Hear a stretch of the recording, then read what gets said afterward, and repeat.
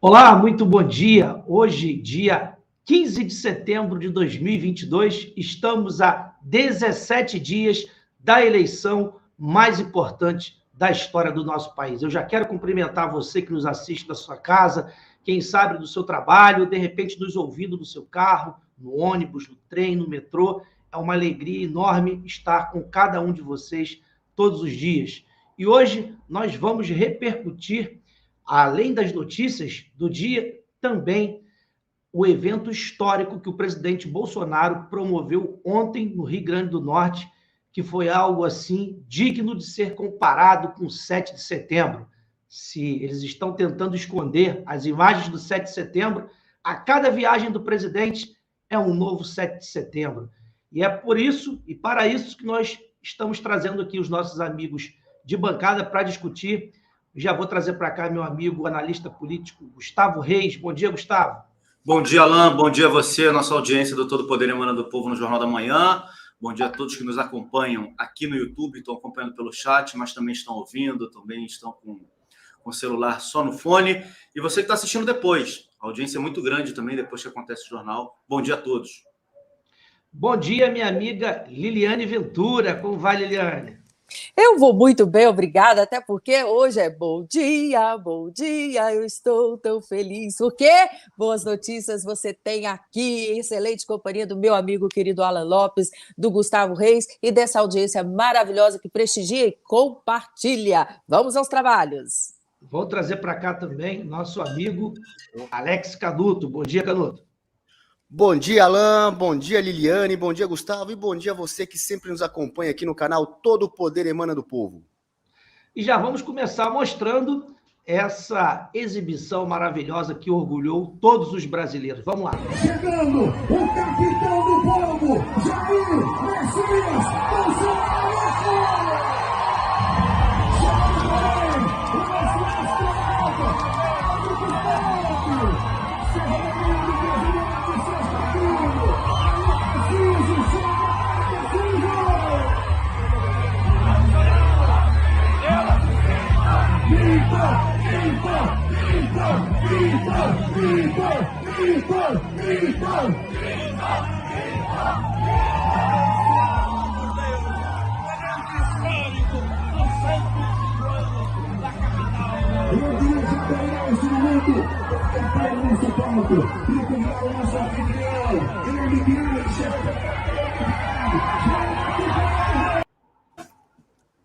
E eu já quero começar com você, Liliane, porque ontem, né, essa foi uma manifestação gigante que nós vimos aí em São Paulo, em Presidente Prudente, logo pela manhã, numa quarta-feira, diga-se de passagem, em horário comercial, muita gente trabalhando, mas ainda assim nós vimos milhares de pessoas nas ruas, porque está chegando a eleição e o povo quer mostrar na prática que as pesquisas não conseguem se sustentar mais. A realidade está imposta e as ruas estão mostrando quem é o primeiro colocado nas pesquisas, né, Liliane?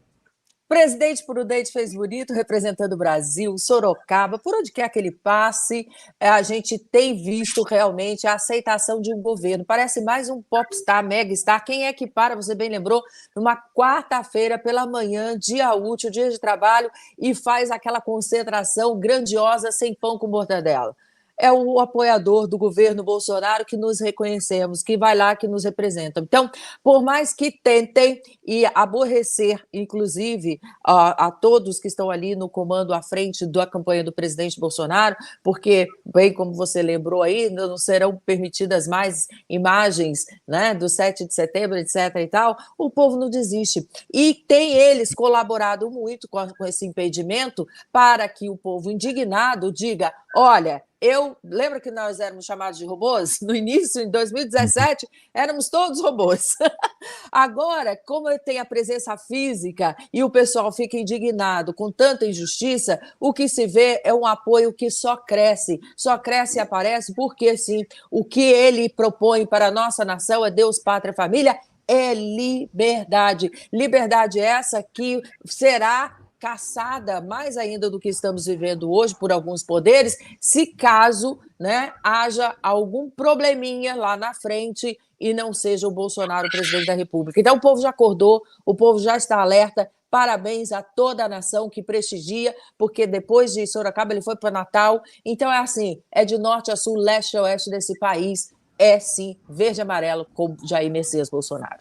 Gustavo, antes de passar, eu vou botar mais um trecho de um vídeo. Hoje nós separamos aqui alguns vídeos para deixar claro, não só para a nossa audiência que já despertou, mas para as possíveis pessoas que nos assistirão depois e que ainda não conhecem esse jornal, de que aqui a gente mostra a realidade, coisa que a velha mídia não tem coragem de fazer. Então vamos ver mais um trecho dessa participação do presidente agora, lá em Natal.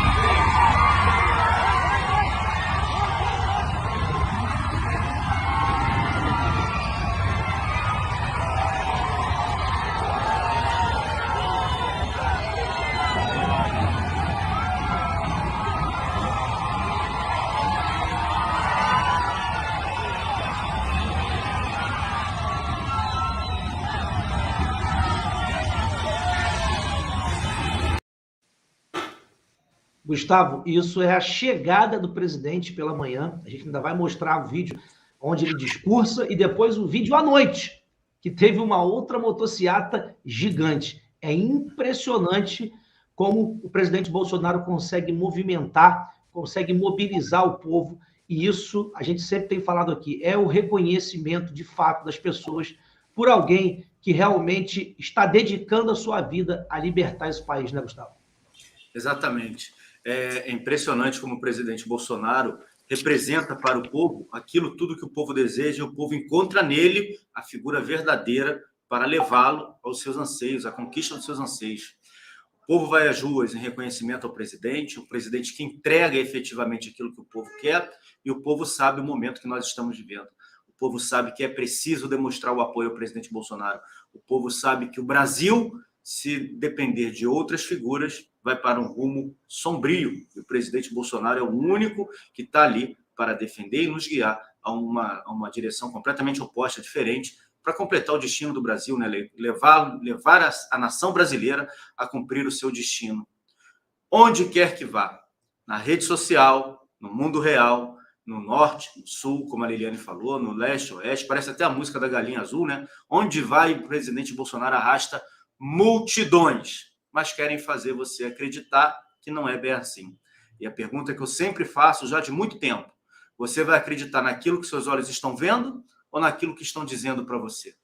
É isso que nós temos que levar para as pessoas que estão à nossa volta. As pessoas acreditam naquilo que elas veem ou naquilo que estão dizendo para ela? Uma imprensa que mente em tudo que é assunto vai falar a verdade em relação à pesquisa? A gente não pode mais aceitar isso.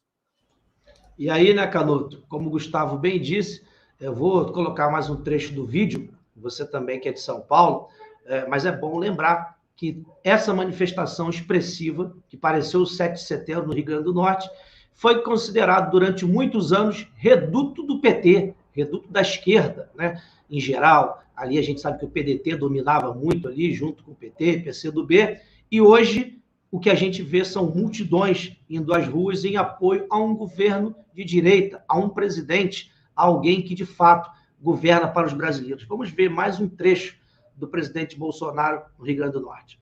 Chegando o capitão. Não, tá aqui, perdão.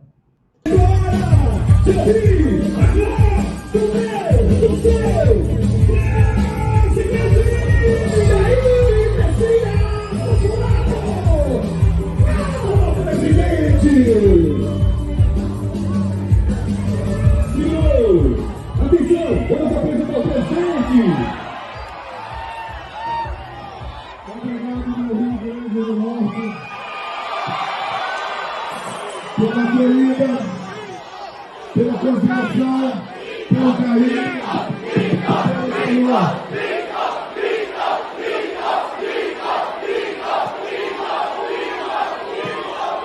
é muito bom andar por esses quatro cantos do nosso. Impressionante, né, Canuto, que a gente tem visto em todos os lugares do país, mas sobretudo no Nordeste. É muito caro para nós e é muito caro principalmente para a esquerda ver que eles perderam todo o reduto que no passado escravizava, que servia de curral eleitoral para eles. Hoje a gente vê o povo liberto, um povo com água, um povo com infraestrutura, um povo com oportunidade de emprego e, sobretudo, um povo reconhecendo que o presidente Bolsonaro jamais usou nenhuma pessoa como usaram os governos do PT.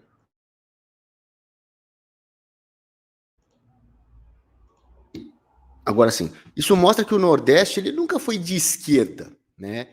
Ele votava no Lula, porque antigamente você só tinha, como o próprio Lula dizia, só candidato de esquerda na cédula. A única exceção foi o Dr. Enéas, até 2002, salvo engano, em 98, foi a última vez que ele concorreu a presidente. Tirando isso, só tinha gente de esquerda, então você tinha 2 de esquerda para escolher. Aí escolhe 2 ou 3 ou mais de esquerda. Aí acabava escolhendo o Lula e falava, o Nordeste é de esquerda, mas não tinha opção. O Nordeste votava no Lula porque o que se discutia? Pauta de costumes, patriotismo, família, Brasil, não ficava, eu dei o Bolsa Família de tanto, o Fernando Henrique deu o Bolsa Escola, eu dei o Bolsa Família. Ficava aquela discussão de pauta administrativa, né? E aí acabava, por falta de opção, votando no Lula, era lulista. Mas, gente, o Nordeste talvez seja a região mais conservadora do Brasil. Não sei se tem outra mais. O Brasil inteiro é conservador. Essa que é a verdade. O Brasil inteiro é conservador. Bastou ter um candidato conservador. Mais uma vez, confirma-se as profecias do Olavo de Carvalho, que o primeiro cara aqui no Brasil que se apresentar como autenticamente conservador tal, leva. E levou. Tá aí o Bolsonaro levando, mais uma vez, né? A segunda eleição que ele vai levar. Você vê o povo na rua, lá mostrando isso no Nordeste. Gente, isso é um tapa na cara dos institutos de pesquisa. É cada dia um tapa na cara. Que interior de São Paulo, você vai dizer que não, ali o Bolsonaro sempre teve força. Mas, gente, no Nordeste, lá em Natal, olha só o que aconteceu em Natal. Né? Isso é simbólico. É simbólico, foi em Natal que o presidente do diretório do PT montou um instituto de pesquisa na mesma sede, com o mesmo endereço. A sede do Instituto de Pesquisa do diretório do PT. Há um mês atrás esse escândalo estourou. E aí ficava soltando um número dizendo que o Lula estava na frente e que a governadora do PT lá do Rio Grande do Norte estava na frente também. Quero ver, olha lá no próprio Rio Grande do Norte, desmentindo a pesquisa do cara. E você vê assim, o Bolsonaro sai com toda essa multidão na rua, mas nunca, nem na 15 anos atrás, quando o Lula tinha, quando os institutos de pesquisa diziam que o Lula tinha popularidade, nem naquela época o Lula arrastava esse monte de gente pra rua. E você vê o povo lá saudando, voluntário, sabe, indo e gritando lá, eu vim de graça, mito, e ninguém recebeu mortadela pra estar lá. Dia útil, muita gente ali deixou de ir trabalhar naquele dia, porque é uma vez que o Bolsonaro foi lá pro Nordeste, ele não vai tanto ali em Natal, foi lá, e o povo não, tem que ver, tem que saudar o presidente. Né? E qual que é a resposta da esquerda quando vê um negócio desse? É organizar um ato em algum lugar para mostrar que tem público? Não, a resposta da esquerda é o Datafolha soltar mais uma pesquisa. Pode apostar, daqui a pouco vem mais uma pesquisa, se não é Datafolha, é algum outro instituto de pesquisa que vai dar Lula 45, Bolsonaro 32. Lula abre um ponto de vantagem sobre o Bolsonaro. Essa é a resposta, a única resposta que eles têm capacidade de dar é essa. Ou é essa, ou então é o TSE dizendo, não pode usar essas imagens na propaganda eleitoral. Não pode falar, isso é fascismo.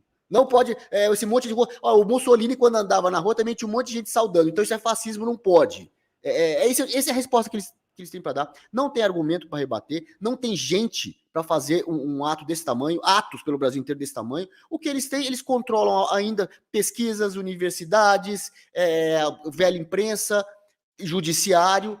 Eles têm controle de alguns setores da máquina pública. Eles respondem com esses setores que eles aparelham da máquina pública com alguma atitude desses setores. É ali que a esquerda está e é ali que a gente precisa quebrar no segundo governo Bolsonaro. Ir para cima desses caras e fazer o que é público voltar a ser público. Tirar da mão desses caras.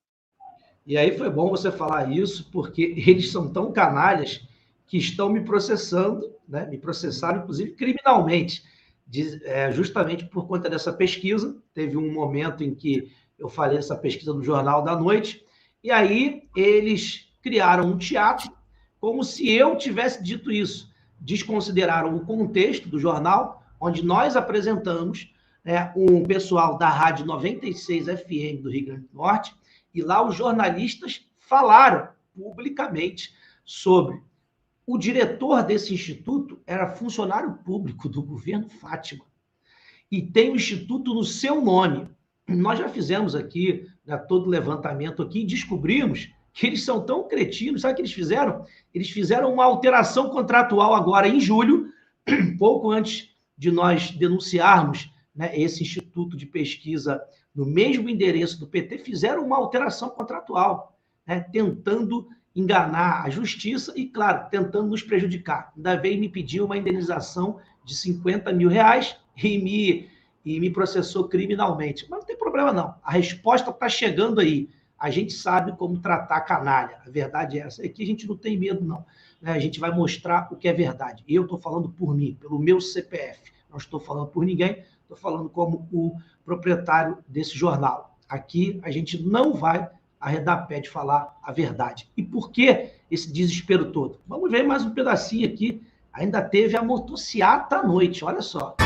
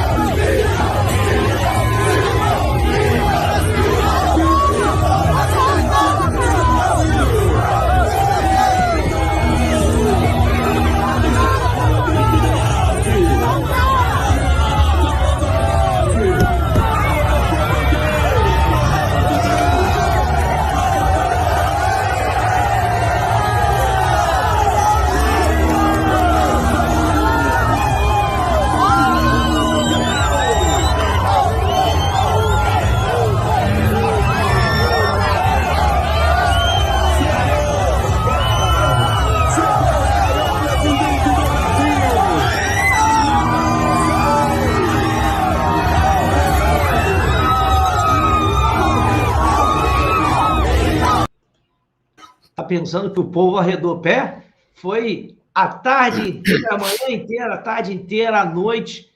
Quando que na história desse país nós já vimos, Liliane, um homem, né, e eu não vou dizer um político, porque verdadeiramente Bolsonaro ultrapassou essa barreira da política. De fato, ele é um líder, ele é um representante do povo. Aliás, é bom a gente tentar criar essa contextualização aqui, porque, no fundo, o que nós tivemos a vida inteira foram políticos profissionais.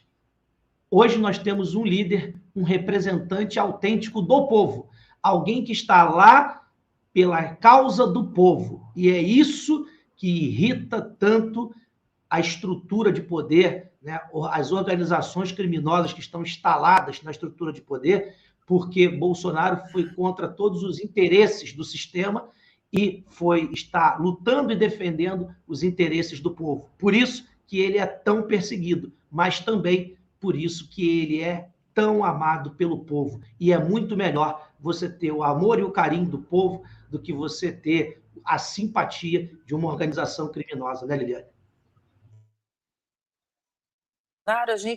Cada vez que a gente enxerga os inimigos do Bolsonaro, a gente entende e que estamos fortalecidos no caminho certo, né? A gente já aprendeu a enxergar os atores desse sistema. Veja, os processos ou do que ele é acusado é tão absurdo, não se sustenta em pé, que você não precisa ser advogado, nem muito menos jurista de qualquer área, para entender qual tem sido ali o balão de ensaio para prejudicar a imagem dele, porque, de fato, justiça sendo feita, esse homem não cometeu nada de errado, não saiu das quatro linhas, se manteve ali paciente, resiliente, sofrendo junto com a nação. E para que serviu tudo isso? E eu digo e repito, por muito menos já teria chutado o pau da barraca, né? Falando numa frase bem popular. Porque simplesmente, cada vez mais que eles avançam na injustiça, o povo reconhece. Então, veja, é um homem estrategista, é um homem preparado e é um homem que não se afastou do povo. É bem verdade, nós lembramos disso, que lá no passado, quando surgiu o seu oponente político, lá atrás dizia, esse homem fala com o povo, esse homem é do povo, esse homem tem linguagem simples. Lembra que falava isso do outro lá? Pois é, esse homem que tem tinha uma linguagem simples, que estava bem próximo do povo, queria que o povo se lascasse, se lascou mesmo, porque deu migalhas, restos do que caía da mesa da corrupção. Hoje nós vemos um presidente que se empenha, que se mostra Sabe por que ele é mito? Porque ele é cidadão. Ele chegou lá, virou presidente da República e continuou com seus valores e princípios. Então, veja, tudo isso reflete aonde? Na nossa economia, nos avanços, nos resultados. Olha, eu fui tentar, Alan Canuto e Gustavo, fazer um resumo muito breve, assim, para fazer um vídeo de 1 minuto. Não consegui. De tantas benfeitorias que tem o governo Bolsonaro, eu tive que segmentar.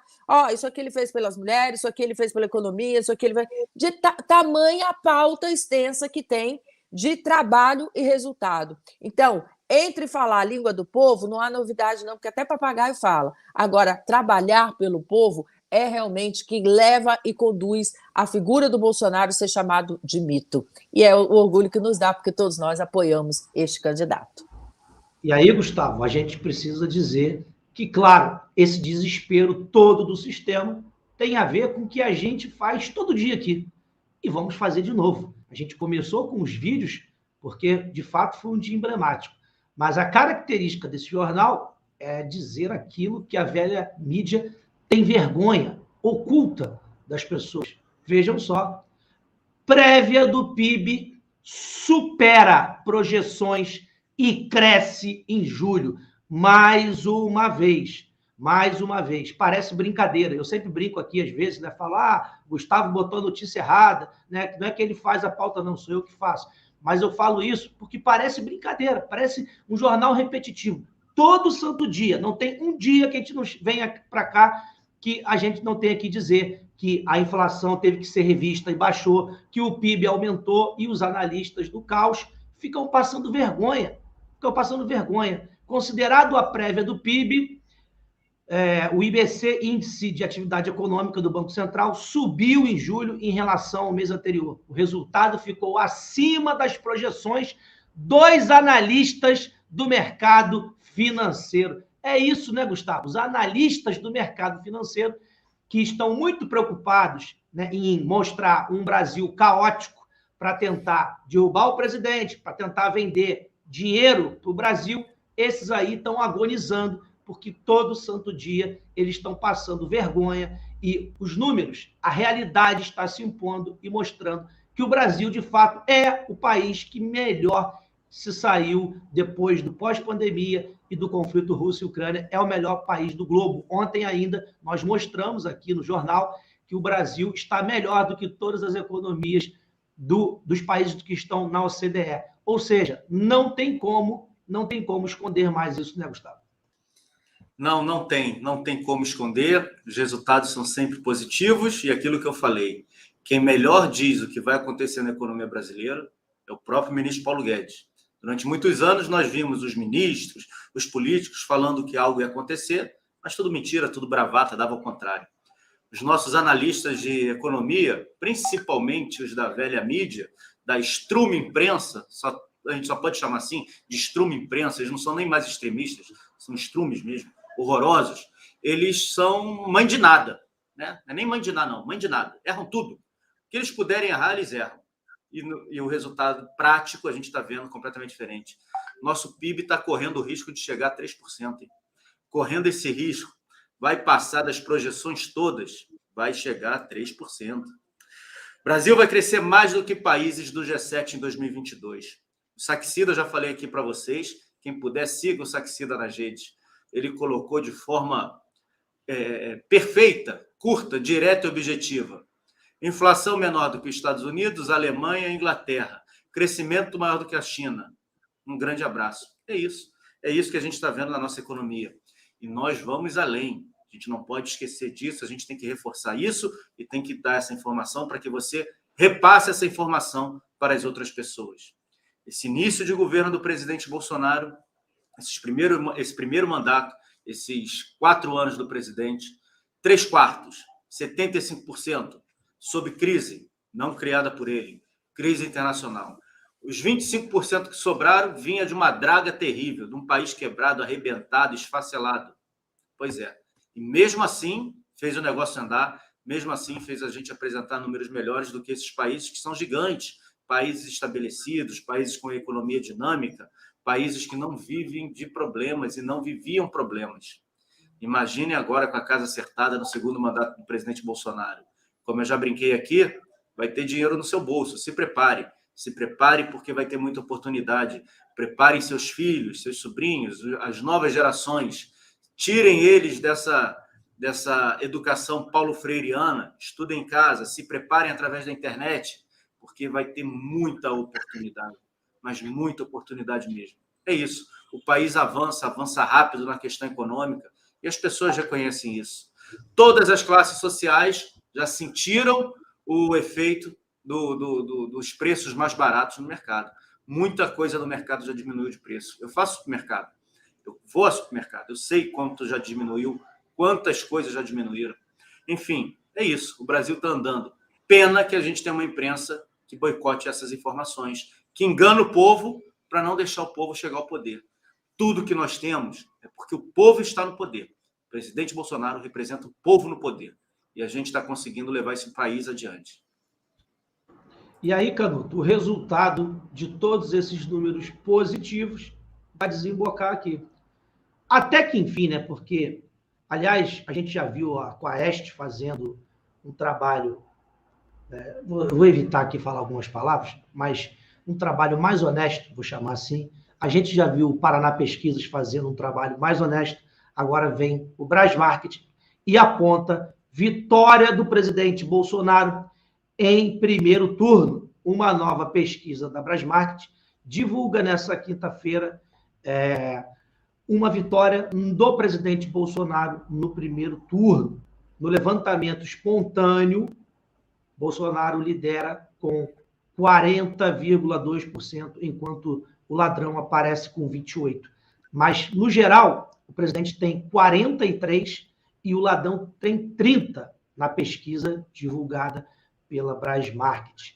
Ou seja, Canuto, a gente tem aí, independente se é 43-30 ou 42-28, como a gente viu ali, uma média de 13 pontos de diferença na frente. É claro que a gente sabe que tem muito mais, mas ninguém vai ter coragem, óbvio, de bancar, né, de mostrar os 70% que o presidente tem, porque a gente vem falando aqui há muito tempo nesse programa que é impossível que uma pessoa honesta, decente, um pai de família, um trabalhador, alguém que levanta cedo, chega tarde em casa, que rala, que sua para poder dar o melhor para sua família, pagar suas contas, ninguém vai querer um ladrão no poder. Então, o que a gente acredita que o ladrão tenha hoje é aquele percentual onde eles ainda penduram aquelas pessoas na máquina pública, em prefeituras, em governos, em autarquias, mas nada mais do que isso. A verdade é essa.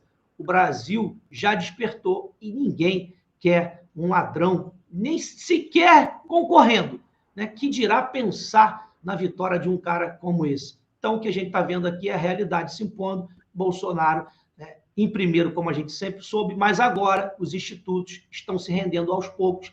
Ainda tem a canalice do Datafolha, que a gente sabe, do IPEC, né, porque são institutos que geralmente são contratados por instituições financeiras e pela velha mídia. A Rede Globo foi a contratante da última pesquisa do IPEC e também do Datafolha. Então, dali a gente sabe que não vai sair absolutamente nada de honesto, porque em 2018 foi assim. Há uma semana da eleição, eles colocaram uma pesquisa onde Haddad ganharia do presidente Bolsonaro com 10 pontos de diferença. E o que foi que a gente viu, né? Então, eles estão sempre do lado de quem dá mais grana para eles. Não fazem um trabalho honesto, decente, mas os outros institutos já estão vendo que para não passar vergonha, para não perder alguma credibilidade que ainda tenham, estão se submetendo à realidade, né, Canuto? Bolsonaro, no primeiro turno, é incontestável, né? Claro. O IPEC é o novo nome do IBOP, né? Parece que o IBOP é que virou IPEC. Isso aí. E você vê que esse movimento já era esperado, né, que quando fosse chegando próximo à eleição, que alguns institutos, pelo menos, procurariam ajustar os números. Esse movimento já era esperado. E vai ter mais ajuste. Nós estamos há 2 semanas e pouco da eleição. Então vai ter mais ajuste daqui até lá. Esse número, 40-28, ainda é pouco. Ainda é pouco. O presidente Bolsonaro tem mais do que isso.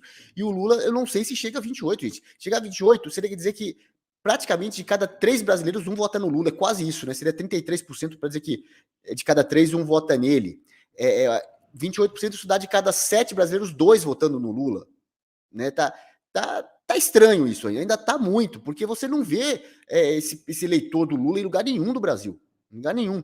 Então, eu acho que vai haver mais ajuste ainda daqui até o dia da eleição, e só o Datafolha e o IPEC estão ficando isolados. Estão ficando isolados assim, não estão resistindo a fazer esse ajuste, né? Não é subida do Bolsonaro, não é queda do Lula, é ajuste nos números. Eles vão apresentar como subida do Bolsonaro. Só que isso aí é um tiro no pé, né? Porque eles ficaram lá atrás dando números totalmente discrepantes da realidade, e agora eles vão ter que dizer dar uma subida do Bolsonaro, e aí vai parecer que o Bolsonaro está arrancando tá tendo um arranque em cima da hora e vai dar um empuxo na campanha dele. E mesmo assim, eu estou fazendo a previsão de novo aqui, vai chegar no dia da eleição, eles vão dar um número na véspera ou no dia da eleição, e o resultado, se houver transparência na apuração, vai ser mais uma vez muito discrepante dos números do Datafolha, do IPEC e talvez de outros institutos de pesquisa.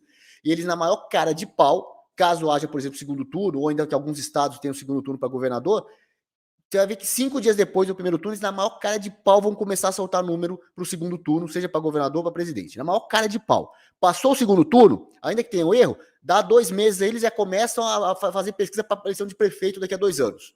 Nas principais capitais, começa a soltar número, né? Na maior cara de pau. São desmascarados e sabe assim, parece aquela coisa do teatro, né? O ator tá lá interpretando, aí caiu um holofote e tal, ele tem que continuar a cena como se não tivesse caído a iluminação, né? Parece isso. Caiu a máscara, caiu o figurino deles, mas eles continuam interpretando.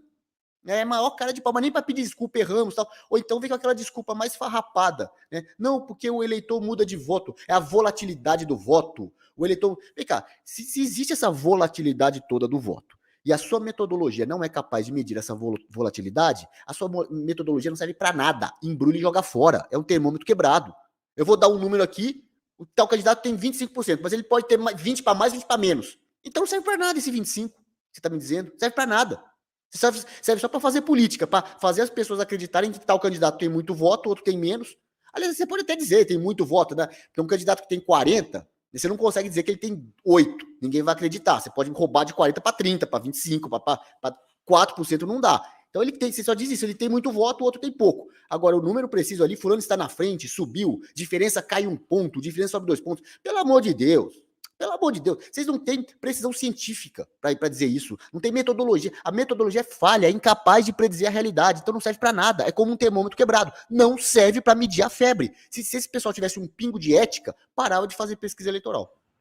É verdade, Canuto. Isso se traduz, inclusive, na discrepância dos números dos institutos. Você vê que é totalmente diferente, né? Um dá Bolsonaro com 43, o outro dá Bolsonaro com 32. Ué, acho que é vergonhoso isso. Se a pesquisa tem uma metodologia, tinha que estar muito próximo um do outro, né? O que a gente tem visto, de fato, é que essas empresas estão sendo instrumentos, claro, do sistema para poder manipular o povo. E olha só, porque também a Quaest, né, apesar da gente discordar desses números, mas é o que a gente sempre diz, eles não vão da noite para o dia dizer Bolsonaro tem 70 e o ladrão tem 15. Eles não vão fazer isso. Eles vão encurtando, até que chegue o dia, né, e essa vantagem fique clara.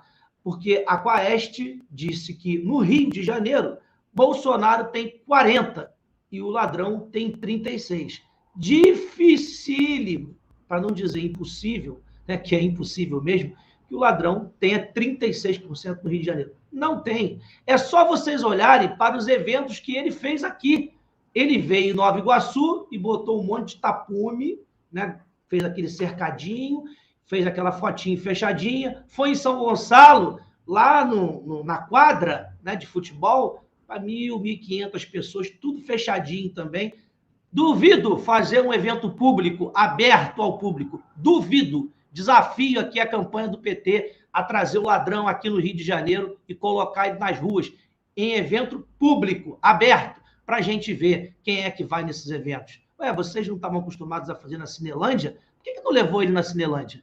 Por que não levou ele? Faz um evento na Presidente Vargas, vai lá. Faz em Copacabana, né, a céu aberto, para a gente ver a quantidade que vocês têm. Conversa fiada, né? A gente sabe que isso tudo não passa de pilantragem e cretinice. E olha só o que diz essa notícia aqui, Liliane. Lula desespera PT, passa vergonha em discurso e admite: não sei como criar novos empregos. É que eu estou lendo a matéria aqui, mas o que continua condenado, né, o ladrão, disse nessa quarta-feira que não sabe como criar novos empregos em um momento em que avanços tecnológicos reduzem a necessidade de mão de obra em vários setores e que a tecnologia atrapalha. Abre aspas para o ladrão. O Estado vai ter um novo papel. Nós vamos ter que discutir qual é o papel do Estado para garantir emprego, acrescentando não poder mais ser possível brigar com os avanços tecnológicos. Em evento com representantes de cooperativas de alimentos e militantes do MST, o petista também criticou a carteira verde e amarela, programa defendido pelo governo do presidente Jair Bolsonaro. Liliane, então o que a gente está vendo aqui, né, é um populista canalha, que, para tentar manipular as pessoas mais simples, ele prefere não oferecer uma evolução para as pessoas, para que elas possam se capacitar e não ficar mais escravas. O medo deles todo é esse ponto aqui, porque quando a pessoa adquire conhecimento, ela não é mais escrava desse sistema. Então, ele não quer que as pessoas tenham conhecimento na tecnologia, não possam aprender a adquirir esse conhecimento, porque certamente não serão mais escravos daquelas bolsas, né, que eles criavam, daqueles programas sociais populistas que escravizavam as pessoas. E agora ele não sabe como fazer, porque o que ele sabe fazer é enganar as pessoas com esses programas populistas, né, Liliane? Isso. O passaporte da nossa liberdade é, sem dúvida nenhuma, o conhecimento, né? Veja bem, ele, ao invés de ensinar a pescar, como faz Bolsonaro, tornando todas as áreas do nosso Brasil pujante, não. Ele quer dar, sabe o quê? Ele não quer dar o peixe, não, filho. Ele dá o espinho. Ele dá o espinho e sempre deu. Agora que as pessoas estão enxergando, depois que foram divulgados aqueles números que o destino do dinheiro do brasileiro, dos tributos, iam para todos os amigos do rei. O amigos do rei, além fronteira. Né? Porque aqui, você sabe muito bem, os metrôs que foram construídos, as pontes, as usinas, tudo fora daqui do nosso território nacional, porque ele beneficiava os seus comparsas. Eu preciso dizer aqui que eu vou discordar dos meus nobres colegas, que eu tenho muito respeito ao Alan, o Alex, o Gustavo não falou, mas eu preciso dizer o seguinte, que não é verdade que o Lula não tenha voto. Ele tem voto, sim. Ele tem voto dos seus pares, nos presídios, né? No comando das favelas. Ele tem. Esse povo está fechado com ele. Eles se reconhecem. Então, dizer também que ignorar que ele possa ter ali os seus 10%, 15%, 20% até, não é verdade. Né? Agora, 80% está com quem? O Brasil acordou. E essa frase, ela é significativa, emblemática e verdadeira, porque não é uma figura de linguagem. Né? Aqui, o despertar, e eles, ainda que eles tentem fazer uma propaganda no subconsciente da pessoa, dizendo, olha, o que os seus olhos veem não é o que você está enxergando, porque eles querem trabalhar o subconsciente das pessoas para que a cegueira seja mental. O povo já entendeu, porque numa família que tem 4 pessoas, 3 diz assim, meu filho, não vem com esse papinho não, porque o Bolsonaro fez assim, o Bolsonaro fez assado, porque as ações são vistas e vivenciadas, porque para nós que somos donas de casa, para a mulher, para vocês todos, a gente vai ao supermercado, a gasolina, gente, que é melhor do que a gasolina, né? Um enfrentamento monstruoso que ele fez à Petrobras. Então, por tudo isso, não tem como advogar. E quanto aos institutos, eu preciso dizer uma outra coisa, não há novidade nenhuma, sempre foi assim. Instituto sempre teve preço. O instituto, a quem depende, que comenda a pesquisa, é o resultado que vai ser obtido. Então, não existe novidade, preciso informá-los que aqui jaz, né, os institutos, aqui jaz esse projeto nefasto da esquerda, porque nada fez, muito tirou, e preciso lembrá-los que não foram 14 anos, foram 16 anos, porque tinha lá o seu Temer que se juntou com a dona Dilma, e a gente não pode esquecer disso. Porque o Temer é uma excelente pessoa, ele pode ser uma excelente pessoa, mas politicamente O preço dele é bem razoável, né? Para quem está no poder, ele se junta. Então, pelo amor de Deus, eu preciso informar que nós estamos em contagem regressiva. A nossa função é simplesmente propagar a verdade, o que faz esse jornal. Só comente a verdade, não precisa inventar, argumentar, não, mostre números, e mostre o povo na rua, porque esse, sem dúvida nenhuma, é incontável. E o grande lance, que é do marqueteiro Bolsonaro, porque é assim que ele tem que ser chamado também, inventou a motociata. Por quê? Quilômetros e quilômetros de gente seguindo aquele homem. É incontável. Incontável. Que instituto de pesquisa ainda ousa tentar informar e dizer o contrário? Estão passando vergonha e o Bolsonaro só cresce diante de tudo que eles criam como narrativa. E aí, Canuto, falando em canalice, a gente precisa mostrar, porque o presidente desmontou mais uma, né, do Partido das Trevas. Recurso para a farmácia popular serão mantidos. Bolsonaro desmente esquerda e garante. O presidente afirmou nessa quarta-feira que o governo federal vai encontrar uma solução e que os recursos para o programa Farmácia Popular serão mantidos. A declaração foi feita em entrevista à CNN Brasil durante a agenda de Bolsonaro em Natal, no Rio Grande do Norte. O programa Farmácia Popular sofreu uma redução orçamentária na expectativa de recursos para o próximo ano, que poderia afetar o acesso a medicamentos. Isso a esquerda pegou, né, isso aí, e disse que o presidente ia cortar esse recurso. O presidente foi lá mais uma vez e desmascarou, desmentiu, porque tudo que eles sabem fazer nada mais é do que mentir, do que enganar o povo. Assim eles fizeram com o Auxílio Brasil, disseram que o presidente não ia manter, e agora o ladrão está falando por aí na televisão que ele vai manter os R$600. Canalha! Por que quando você esteve lá, você deu migalha de R$100 e poucos para as pessoas? Por que você não botou 600?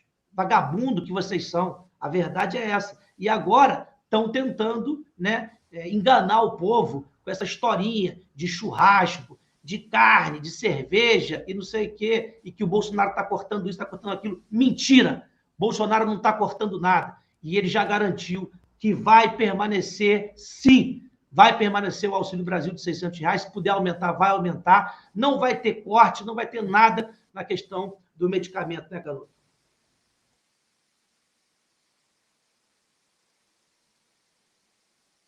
Claro, não vai cortar, né?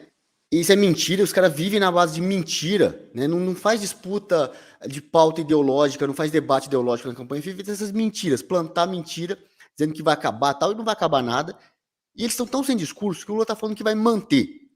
Ora, se vai manter, deixa o governo Bolsonaro manter, ele que criou. Para que precisa de você para manter isso? Deixa a atual equipe econômica lá do ministro Paulo Guedes manter todos esses auxílios, a questão do Auxílio Brasil. E mais, ele vem dizer que não sabe como criar emprego, né? Quer dizer, a única coisa que esses caras têm, a única coisa que eles trabalham é pelo poder. Ele só sabe que quer estar no poder. Isso ele quer. O que ele vai fazer, ele não sabe. Aí ele não tem a resposta para o emprego. Ora, o Brasil chegou a ter 14 milhões de desempregados no pico da pandemia causada, assim, eu falo não o vírus, mas vamos dizer assim, o fica em casa, a economia a gente vê depois, os transtornos econômicos causados por gente como o Lula, por toda a esquerda, né, que mandou ficar em casa, chegou ao pico de 14 milhões de desempregados, agora caiu para 9. E está diminuindo, e vai diminuir mais com a atual política econômica. Não tem que mexer na política econômica. Não sei o que fazer. Cala a boca, você tem que fazer parar de meter em política, Lula, volta para a cadeia, que é lá que é o teu lugar. Aí ele fala que tem que discutir o novo papel do Estado, por causa do avanço tecnológico. Sabe qual é o novo papel do Estado? Nenhum. É reduzir o tamanho do Estado, é o Estado mínimo. Privatizar tudo que for possível e concentrar o Estado naquilo que é essencial, que o Estado tem que fazer. E ao você reduzir o tamanho do Estado, reduz a carga tributária, é mais dinheiro na mão das pessoas. Hoje já está havendo redução de carga tributária, mesmo sem ter ainda as grandes privatizações, que não saíram ainda, né? O que existe algum grau de desinvestimento nas empresas estatais, mas as grandes privatizações ainda não saíram, e isso é outra pauta que precisa caminhar no segundo governo Bolsonaro. Redução do tamanho do Estado, consequente redução da carga tributária, e o Estado não tem que ser o centro da vida, não. Esses caras querem estar no Estado porque eles querem holofote, eles querem ser o centro da vida social. Não, o Estado tem que ser periférico. As famílias, as empresas, os empreendedores, isso tem que ser o centro da vida social. Então, assim, Estado, qual o papel do Estado? Cada vez menos. Nenhum. O Estado tem que pegar as poucas energias que tem, pessoal qualificado dentro do Estado, uma máquina pública qualificada para cuidar daquilo que é a vocação do Estado cuidar. Defesa nacional, né? Questão de armamento de defesa, segurança pública, questão de emissão de moeda, isso tem controle da moeda, tem que ser o Estado. Né? Isso, essas funções essenciais, aquilo que os particulares não conseguem fazer sozinhos, depende do Estado, depende da prefeitura, aquilo que as prefeituras não conseguem fazer, depende dos governos estaduais, o que os governos estaduais não conseguem fazer, o governo nacional, federal. É isso que é o Estado, não é usar o Estado para se meter na vida das pessoas, querer arbitrar a vida das pessoas, não. Então, Lula, você vê que quando eles fizeram aquele evento lá no Largo São Francisco, aquela Bárbara Gância, uma esquerdista, falou, esses intelectuais aqui, tudo apodrecido, né, envelhecido, cheirando a naftalina. Ela falou alguma coisa assim, eu não lembro as palavras. Mas é o cheiro de naftalina desses caras, eles não têm ideias novas. Aí o Lula travou, deu burnout, deu bug ali. Sabe quando trava o computador, você tem que resetar? Deu um trava na esquerda, ele não tem proposta para ela, tem que reseta a esquerda, tira fora do cenário político, que vai ser um grande avanço no Brasil, se a gente tiver um dia que discutir entre, por exemplo, o Bolsonaro e uma direita moderada. Aí sim vai ser um grande avanço que nós vamos ter no país. E aí, Gustavo, deixei você por último justamente porque eu queria ler essa notícia aqui, que tem a ver, né, com o nosso Estado e que tem a ver com aquilo que eu venho falando sempre em relação ao crime organizado e à estrutura de poder do Estado. Hoje, né, houve uma operação aqui no Rio de Janeiro e o Ministério Público prendeu um candidato a deputado federal, né, que estava envolvido numa organização criminosa, onde ele é acusado de integrar uma organização que desviava recursos públicos com nomeações fantasmas e contratações fraudulentas. Clébio Lopes Pereira, candidato a deputado federal que declarou patrimônio de 5,1 milhões em espécie, foi preso na manhã dessa quinta-feira, na terceira fase da operação Apantropia, desencadeada hoje no município do Vale do Paraíba, pelo Grupo de Atuação Especial de Combate ao Crime Organizado. A Justiça autorizou a prisão de Jacaré e de outras 4 pessoas, incluindo o vereador e ex-prefeito Silvano Rodrigues da Silva, o Vaninho. Na decisão, o juiz titular da primeira vara criminal especializada em crime organizado do Tribunal de Justiça ordenou o afastamento de 6 dos 10 vereadores da Câmara Municipal de Itatiaia. Jacaré foi preso em sua casa na Barra da Tijuca e foi levado para a 16ª DP. Eles são acusados de peculato e de compor uma organização criminosa por assumir ilegalmente o controle da prefeitura local e promover uma farra com os recursos públicos por intermédio de nomeação de funcionários fantasmas e contratações fraudulentas. O GAECO suspeita que o mesmo grupo, originário da Baixada Fluminense, deu esse golpe em outras prefeituras fluminenses, arrendando-as dos líderes políticos locais. O candidato do União Brasil, Jacaré, é apontado como um dos mais atuantes lobistas do estado do Rio, com negócios suspeitos na área de saúde. Em 2020, seu nome apareceu nas investigações da Operação Favorito, que levaria à queda do governador Wilson Witzel, associado a 2 empresários presos na ocasião por venderem máscaras ao Estado a preços superfaturados. Um deles teria subcontratado uma empresa do grupo de Clébio para aplicar o golpe. No ranking dos candidatos mais ricos do Rio de Janeiro, Jacaré aparece na 9ª posição, com patrimônio de 15,9 milhões. Além de figurar na Favorito, cujo principal alvo foi o empresário Mário Peixoto, Jacaré é presidente da Dr. VIP Brasil, empresa que teria sido beneficiada em negócios com a prefeitura.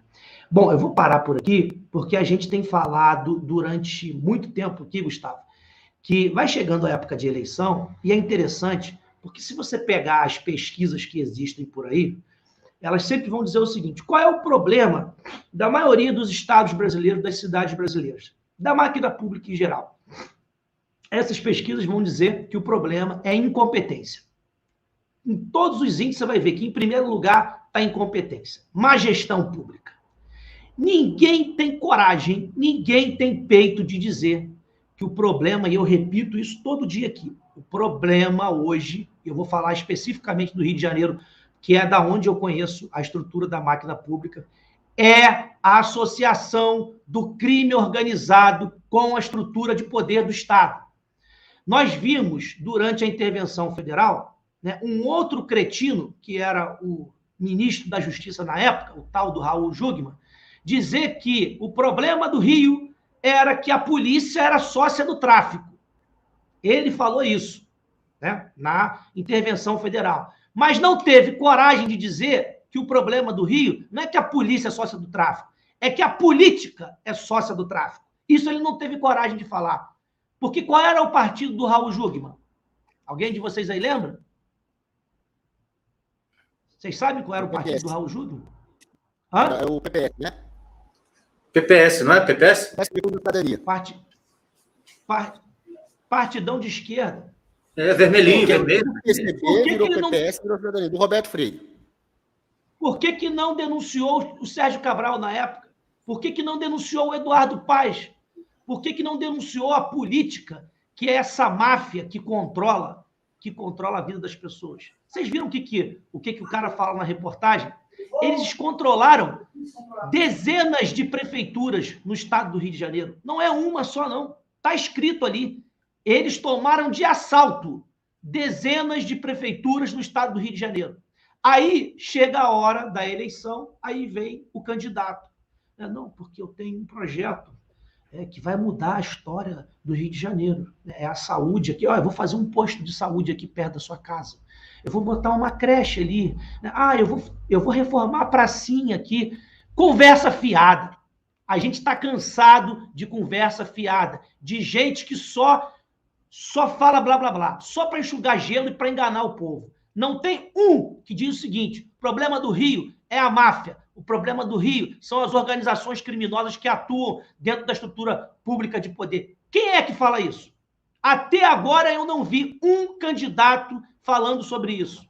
Né? Mas eles precisam ter no papelzinho. E eu fico chateado quando alguém fala assim para mim: Alan, depois manda para mim quais são suas propostas de campanha. Meu caro, eu estou no Rio de Janeiro, numa situação de narco-estado. Eu não tenho que ficar inventando história para você aqui, mandando ninguém fazer um projeto para me apresentar você, enganar você, não. Aqui a gente tem que dizer o seguinte: o serviço do parlamentar é fiscalizar, o serviço do parlamentar é enfrentar essas organizações criminosas que fazem a sua vida ser ruim. Porque quando você chega lá, no posto de saúde, na emergência do hospital, é por isso que não tem atendimento para você. Porque, vejam, as prefeituras, as unidades de saúde foram sequestradas por organizações criminosas. O que são as OS no Rio de Janeiro? Se não a parte desse esquema criminoso. E aí, tem gente preocupada em quais são as suas propostas. O Rio não precisa de outras propostas novas, de mais leis. Já tem tudo aqui. O que precisa é fazer isso ser cumprido. O que precisa é tirar esses canalhas de lá. Porque a tua vida vai continuar sendo ruim mais 40 anos se ninguém enfrentar esse sistema. É conversa fiada. Vão contar história para você de novo. Vai enxugar gelo mais 40 anos. Eu já falei e repito, eu nem queria ser candidato. Que bom que nós tivéssemos uma intervenção federal no Rio de Janeiro. Aí sim, seria a solução. E de 10 anos, tá? 10 anos pelo menos, para que nós pudéssemos ter um interventor, um general, que tivesse nas pastas, nas secretarias, outros generais que não tivesse vício da política e que pudesse desmontar essas organizações criminosas que assaltaram o estado do Rio de Janeiro. Agora, estou falando aqui porque eu li essa matéria, mas não pensem vocês que isso é diferente em outros lugares, não. Talvez aqui seja mais, muito mais, mas pode ter certeza que em diversas cidades do Brasil isso se repete. Isso se repete. Porque a impressão que se tem é que o problema é a falta de recurso. Né? Eu fico chateado quando eu vejo essas pesquisas que saem. Qual é o problema que a estrutura do Brasil hoje é incompetência? Falta de recurso. Opa, para lá. O orçamento da saúde esse ano, só no Rio de Janeiro, 7,2 bilhões.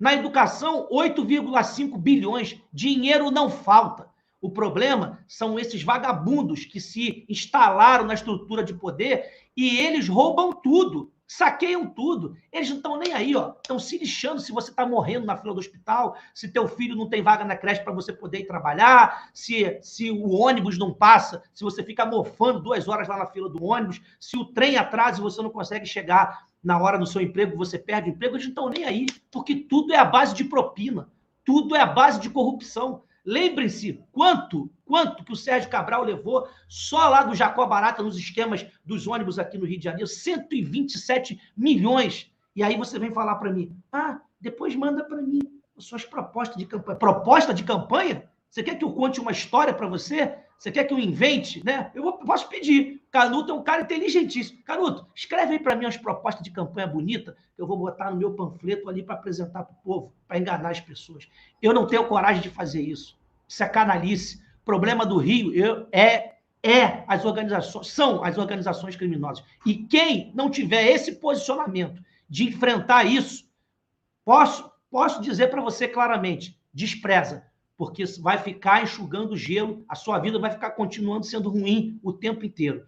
Gustavo, você como cidadão carioca, né, você sabe muito bem como funciona, um absurdo a gente vê todo dia esse tipo de matéria e as prefeituras, o sistema de poder, o sistema da saúde público sequestrado em diversas prefeituras do Rio por essas organizações criminosas. É a saúde, é a educação, é investimento. Esses caras tomaram o Brasil para si, é um narco-estado mesmo.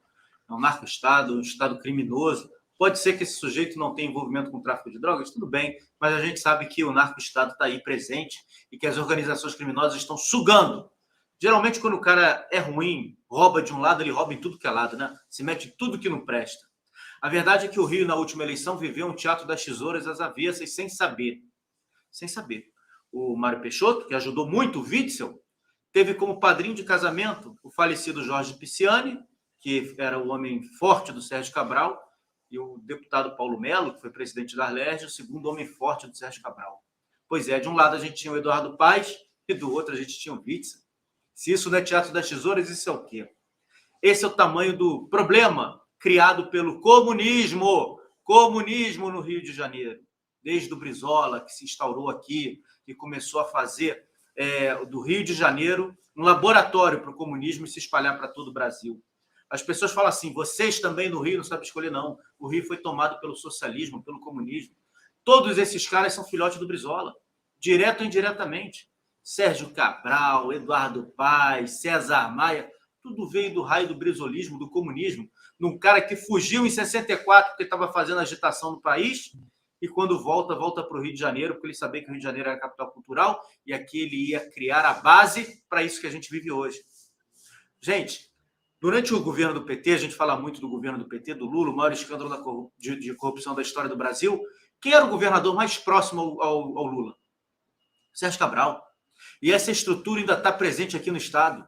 Isso é tão claro, isso é tão óbvio. E o pior, isso vai se propagando para outros estados. Isso vai sendo espalhado, o modus operandi, a forma de fazer a sacanagem, para falar no português bem claro, vai se alastrando. Se alastrou para o governo federal e vai se alastrando para outros estados. O que nós vimos nessa crise pandêmica no Nordeste? O que nós vimos lá? Os esquemas.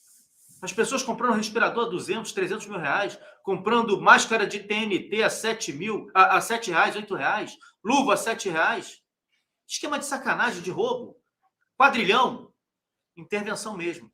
E aí, infelizmente, a gente é obrigado a tocar num ponto, e a gente fala muito do Supremo Tribunal Federal, e o Supremo Tribunal Federal não tem culpa nisso daí. A Justiça. A Justiça do Rio de Janeiro. O que é a Justiça do Rio de Janeiro? Que tapa os olhos. O que é o próprio Ministério Público, que fez o seu papel hoje, mas a gente sabe que não cumpre tão bem o seu papel assim, tantas coisas, senão a polícia não tinha achado um monte de documento no Jacarezinho, dizendo que ia ter operação, mandando o vagabundo se safar. Está tudo dominado, infelizmente. O que acontece no Rio se alastra para o Brasil. Por isso que é importante demais nós fazermos uma limpeza em nossos estados, fazermos uma limpeza na nossa nação e no Rio de Janeiro mais do que nunca, né? Mais do que nunca. Aí eu deixo uma pergunta para você. Dos deputados estaduais que são base do presidente Bolsonaro, alguém enfrentou de fato tudo isso? Quantos enfrentaram? 1, 2, 3 no máximo? Pois é, a gente precisa fazer uma renovação gigantesca na nossa LERJ. Bom, depois você me aponta esses 2, 3 aí que eu não conheço, não. Pois Mas A gente deixa a pergunta para as pessoas raciocinarem, ver se elas acham alguém. Tivemos 2? Tivemos 3? Tivemos 1? É isso que a gente tem que saber. E na Câmara Federal também, tá? Na Câmara Federal também. Quantos? E aí serve para câmaras estaduais e serve para câmaras federais. Vamos lembrar o que aconteceu em Santa Catarina, né? Que tiveram a coragem de pegar o governador e deixar ele lá e tá disputando a eleição de novo. Olha, a gente precisa mudar muita gente. Bom, e é por isso, né, que a gente fala aqui, agora está chegando a reta final, 17 dias para as eleições, é importante dizer para vocês, olha, sem o apoio de vocês, do povo, a gente não vence essa máquina não, gente. Vocês viram ali o patrimônio do cara? Mais de 17 milhões. Você acha que a gente aqui, sem apoio do povo, consegue vencer um cara desse que tem a estrutura pública nas mãos, cheio de funcionário fantasma, ou seja, dinheiro na conta dele direto, comprando voto e pagando gente? Você acha que a gente vai conseguir? Consegue não. Olha, falar, se né, vocês... Esse patrimônio é um patrimônio legalizado. Legalizado. Isso ele já conseguiu justificar para dizer que ele tem direito àquilo. O patrimônio do cara deve ser muito maior. Muito maior. Isso daí já foi lavado, já está limpo, já está ali justificado. Não, aqui, ó, eu ganhei. Isso é o que ele declarou para a campanha. Declarado.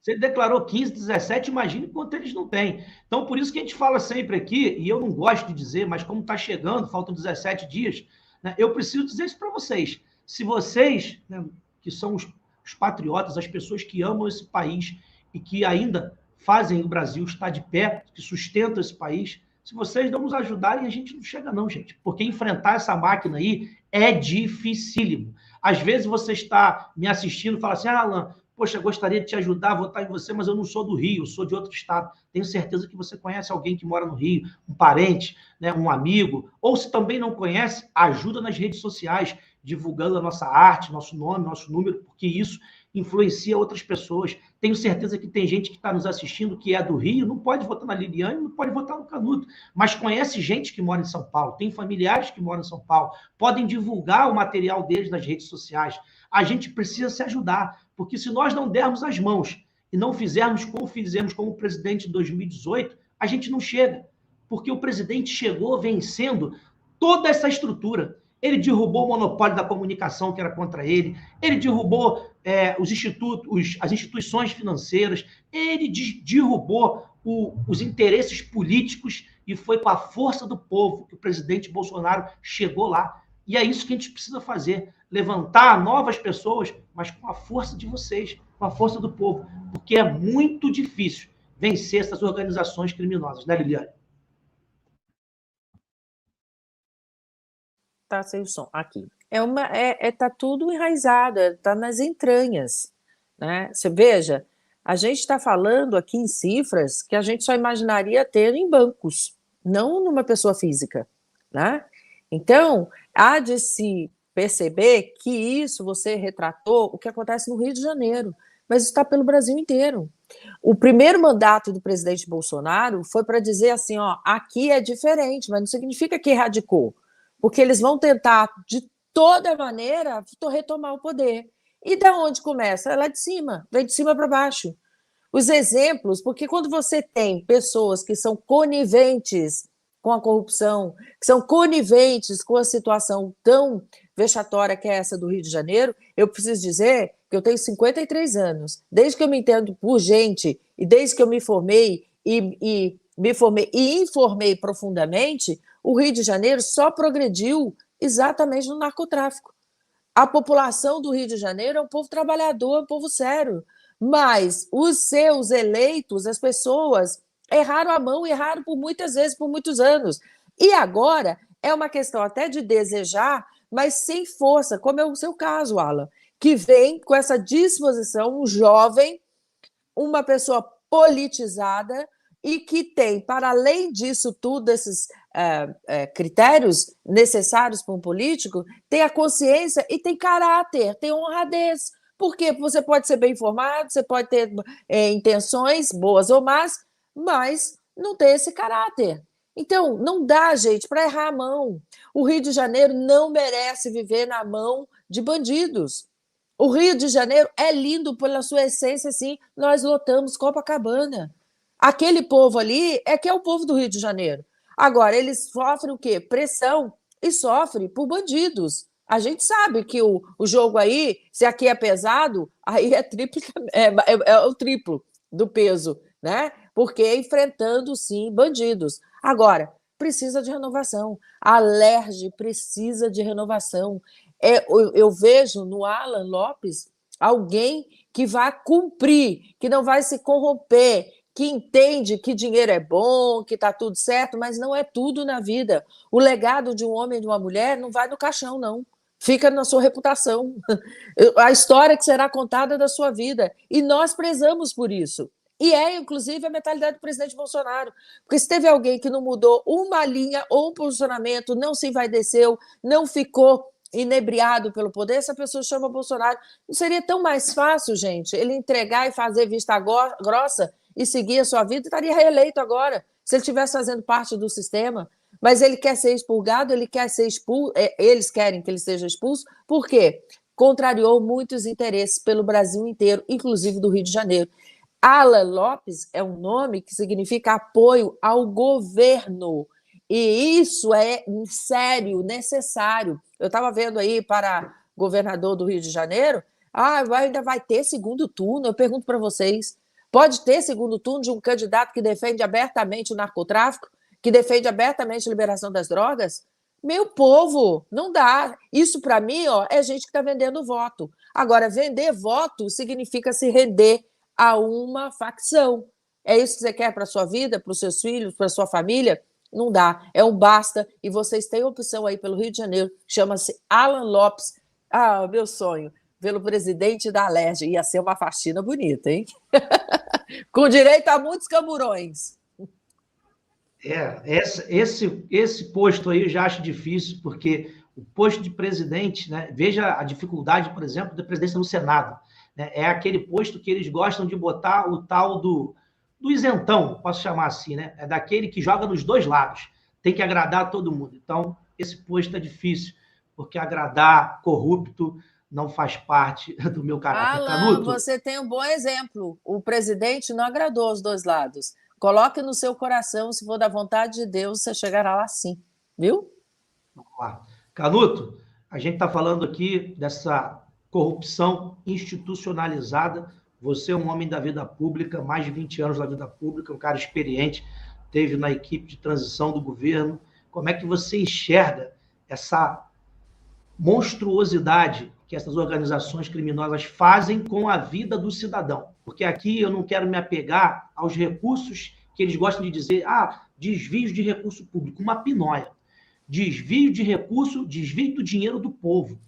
São as pessoas que sofrem quando chegam, né, na estrutura do Estado, que precisam lá de um atendimento na saúde, de uma vaga na creche, na escola, né, ou o transporte que deveria ser fiscalizado, que é uma vergonha na maioria dos lugares. Né? A gente sabe que não é só no Rio de Janeiro, mas aqui é uma vergonha. E o que a gente tem são organizações criminosas tomando de assalto o Estado. Inacreditável que ninguém enxergue isso, ninguém se levante para combater isso, né, Carol?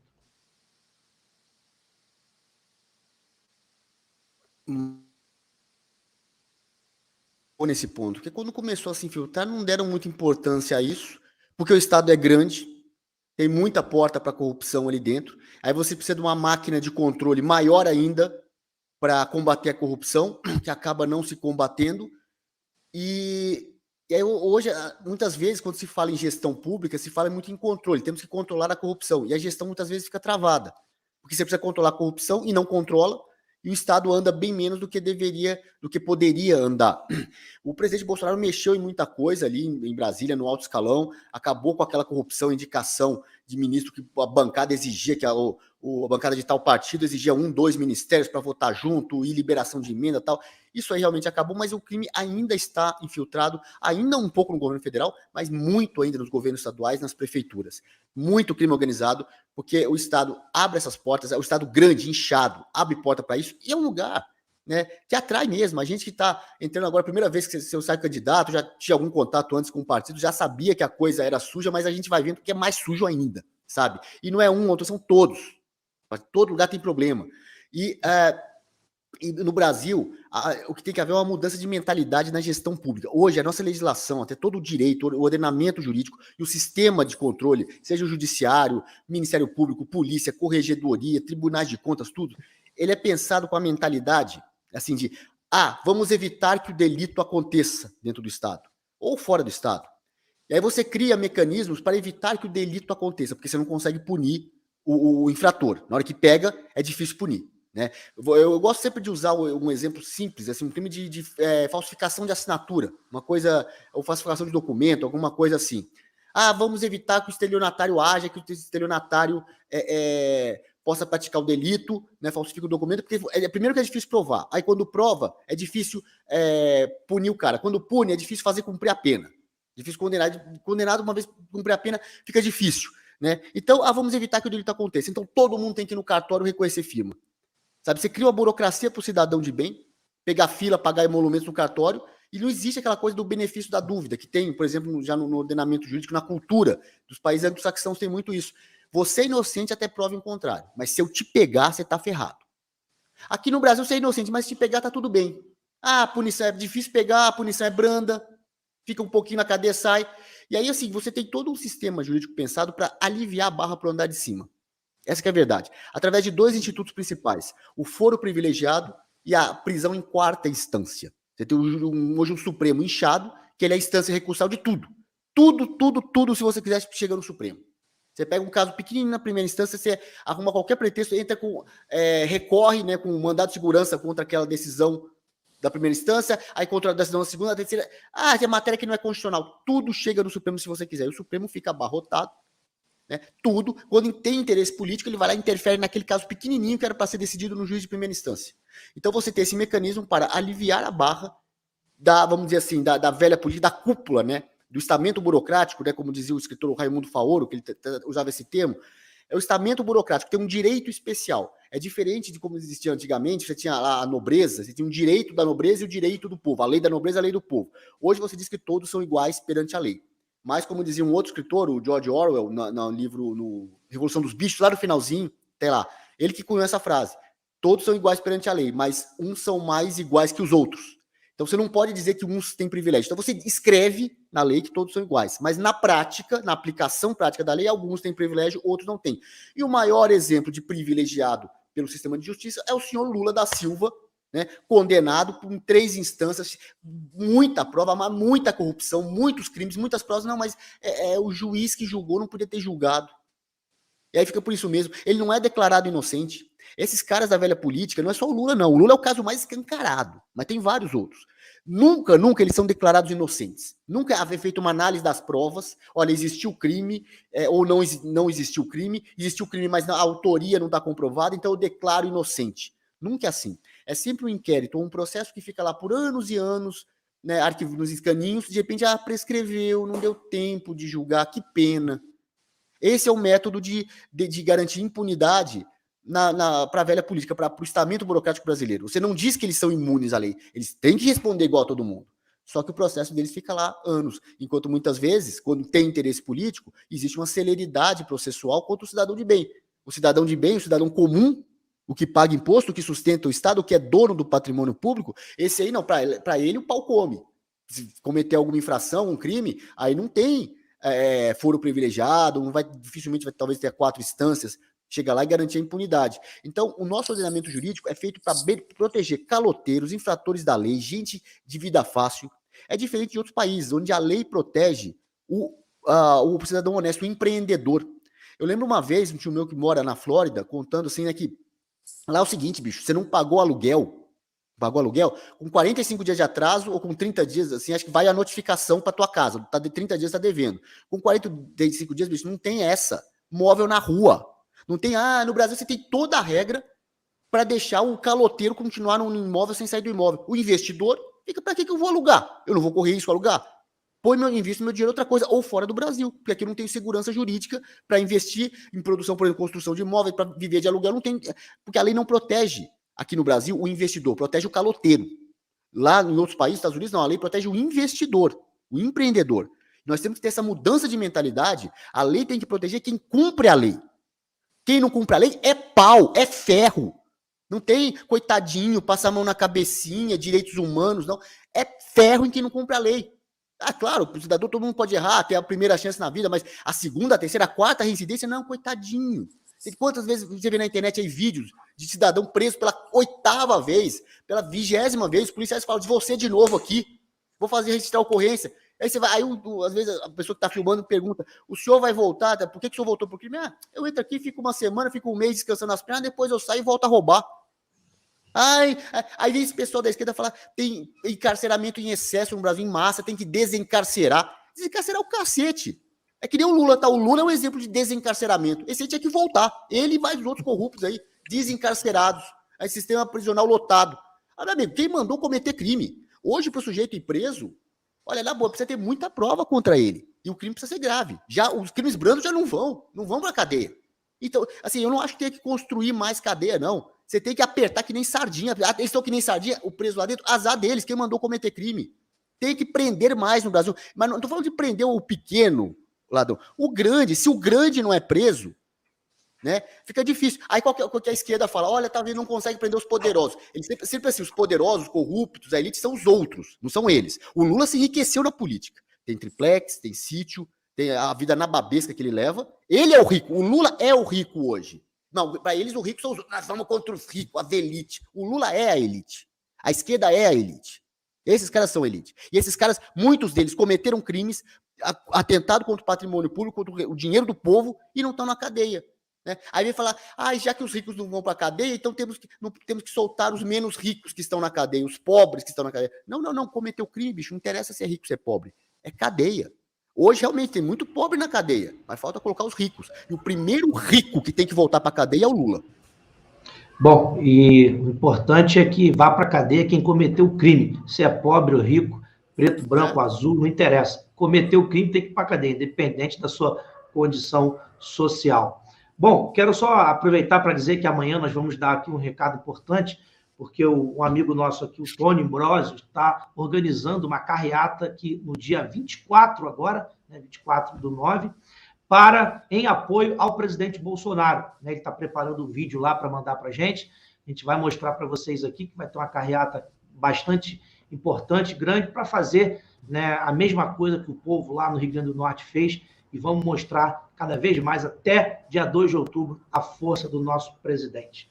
Meus amigos, 1 hora e quase 20 minutos de jornal. Já? Passou muito rápido? Já, muito rápido. Queria agradecer muito a vocês. Vou passar a palavra para a Liliane também, para ela poder se despedir, para o Canuto, para o Gustavo, e não saiam por enquanto, né, para que a gente possa se despedir de vocês, e depois, enquanto eles vão falando, eu vou deixar aqui na tela o contato do Todo Poder Emanando do Povo, porque vocês sabem que fazer um jornalismo sério como esse aqui gera perseguição, gera injustiça, gera calúnia, processo, um monte de coisa, e a gente não quer ficar sem conectar com vocês. Então, caso aconteça alguma coisa conosco, nós possamos nos conectar com vocês. Está aqui na tela o WhatsApp do Todo Poder Emanando do Povo, DDD 21, número 99851-2357. Não sai dessa transmissão sem antes salvar esse contato na agenda do seu celular, porque a gente se comunica pela lista de transmissão. Ninguém vai colocar você em grupo de WhatsApp, ninguém vai ficar enchendo o seu saco, nada disso. É uma medida para que, se alguma coisa acontecer conosco, nós possamos nos comunicar com vocês. Liliane. Eu quero agradecer mais uma vez essa linda audiência aqui ao Jornal da Manhã, dizer que é uma satisfação estar entre patriotas, pessoas que realmente entendem o perigo que estamos correndo, e essa é uma eleição muito importante. Chamar mais uma vez a sua atenção para o Alan, que está lá no Rio de Janeiro, pedir licença para falar também do meu querido Alex Canuto, que está candidatíssimo aqui por São Paulo, deputado estadual. A gente tem opção. Eu quero dizer que estou também candidata a deputada federal pelo PL 2269, os numerozinhos estão aqui, do Alex Canuto é o 9922 e do Alan Lopes 22377. Pedir a sua atenção, porque nós estamos numa contagem regressiva. Aqui, o objetivo desse jornal, na figura do Alan do Lopes, sempre foi trazer à discussão a realidade do nosso país. Mas eu peço esse intervalo aqui para dizer que a mudança poderá ser feita, e é pelo nosso voto. Nós podemos salvar o Brasil junto com o presidente Bolsonaro, dando apoio a ele nas câmaras estaduais e também lá federal. Conto com a sua avaliação para os meus colegas aqui e para a minha vida também. Venha ver, venha conferir pelas redes sociais o que tem sido o nosso trabalho diante e fora das câmeras também. Obrigada mais uma vez. Curta, compartilhe, comente. Curta, compartilhe, comente. Um beijo, Gustavo. Um beijo, Alan. Um beijo, meu querido Canuto. Canuto. Valeu, Liliane.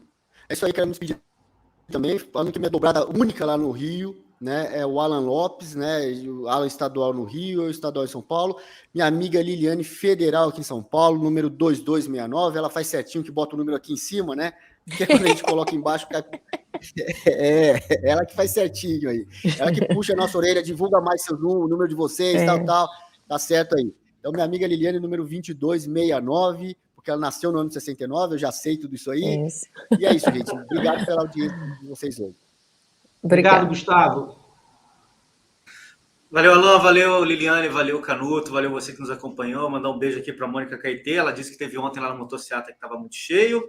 O Paulo Rolim, que gostou da história da Estruma Imprensa, mas né? A gente perde a paciência, né? Eles são terríveis. A Carla também, que acompanhou ontem o Jornal da Cidade Online. É o seguinte, gente, 17 dias, nós temos que convencer as pessoas que ainda estão em dúvida, as pessoas que ainda ficam em cima do muro, as pessoas que ainda estão iludidas até pelo outro lado. A gente não pode brincar com o que está acontecendo no Brasil. Brincar.